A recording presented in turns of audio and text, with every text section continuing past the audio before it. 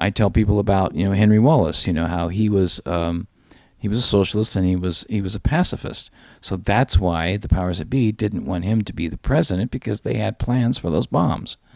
You know what I mean? And so people need to understand, this is why it's important to understand the history, you know what I mean? So that you can at least, have a different perspective than what you were taught or weren't taught in school, which is, again, getting back to CPI, that's a vital role to provide materials for people to be able to read on their own, and also to do podcasts and interviews and talk about, like what we're doing now, talk about actual things from history, so that those that are interested at some point, I think we'll see more and more people who are interested because they're not satisfied with their life. And, in order to understand how we got to where we are now, you do have to understand some history. Yes. Right?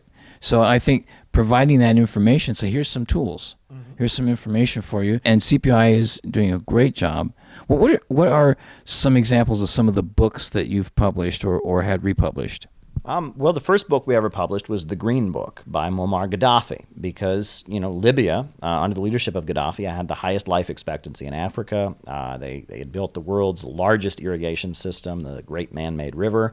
And so we wanted to show people what it was that, that Hillary Clinton and Barack Obama destroyed with their bombing campaign in 2011, and how it was that the most prosperous country in Africa was reduced to rubble, and what NATO, this criminal organization, what it had done in Libya. So we published the Green Book, which is the manifesto of the Libyan government. We have also published a number of books, about socialism in the United States, socialist history, about economics, trying to give a new perspective, because we do feel like, a lot of the left are very, very loyal to the Democratic Party, and they view the masses of the American people as their enemy, and that's a huge mistake. And so we have to rethink left and right in our time. I'm a religious person. I believe in God. I'm a Christian, and I think that Christian faith and socialism walk hand in hand. Obviously there was horrendous persecution of Christians during the Cold War time, but the communist world has largely changed its perspective. The head of the Russian Communist Party, who I've met, Gennady Zyuganov, he's a Christian. He's a Russian Orthodox Christian. Nicolas Maduro, the leader of Venezuela, is a Roman Catholic. Daniel Ortega of Nicaragua, not only is he a Roman Catholic, but the slogan of the government is Christianity, socialism, and solidarity.